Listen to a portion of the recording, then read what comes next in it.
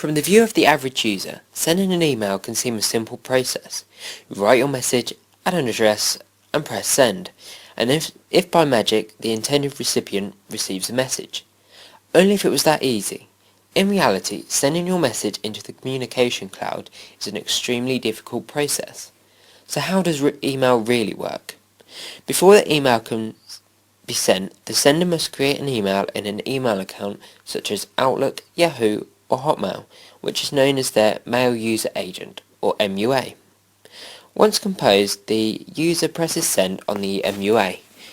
The user's MUA sends the email to a mail delivery agent, also known as an MDA.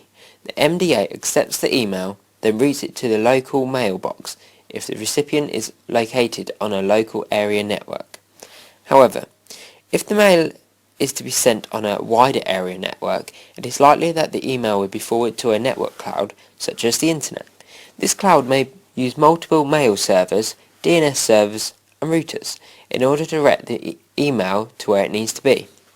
But due to these different medias of transportation, some transmissions can get lost or take longer than others, creating delays.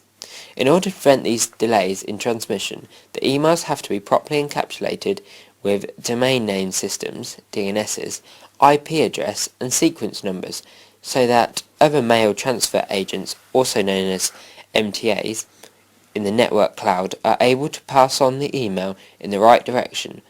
Also, by having the correct DNS, it will allow the email to pass through firewalls and spam filters, which may have deleted the file if it wasn't for this proper encapsulating process. In order to reduce these delays further, email service providers often have their own mail servers, which route all emails through a central gateway server that redirects mail to whichever mail transfer agent is available. Email on these second MTAs must usually wait for the host domain to become available. The email will then be passed from the secondary mail server to the host server. When transferring an email between these MTAs, the holding MTA looks through the encapsulated information in order to plan the route of the email while it is queuing. As the email clears the queue, it enters the network cloud, where it is routed along a host-to-host chain of servers. Each MTA in the network cloud needs to check the delivery address of the email, which is located within the header of the encapsulated data. This means the next MTA can be identified.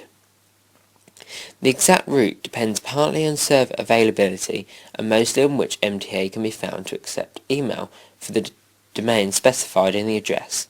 Most emails take a path that is dependent on server availability, so a pair of messaging starting from the same host and address to the same receiving host could take different paths. To find the recipient's IP address and mailbox, the MTA must look at the information contained within the domain name system with the encapsulated data, which consists of a set of servers distributed across the Internet. Eventually, the mail transfer agent will locate the local domain information. The MTA then asks the appropriate DNS server which mail exchange server has the recipient's address located under their server. The MTA continues to contact the mail exchange servers on the order of priority until it finds the designated host for that address domain. The sending MTA asks if the host accepts messages for the recipient's username at that domain and transfers the message. Once the email has been sent to the recipient's domain, they can then access the email from their inbox and read the message. The process then repeats for an email moving in the opposite direction.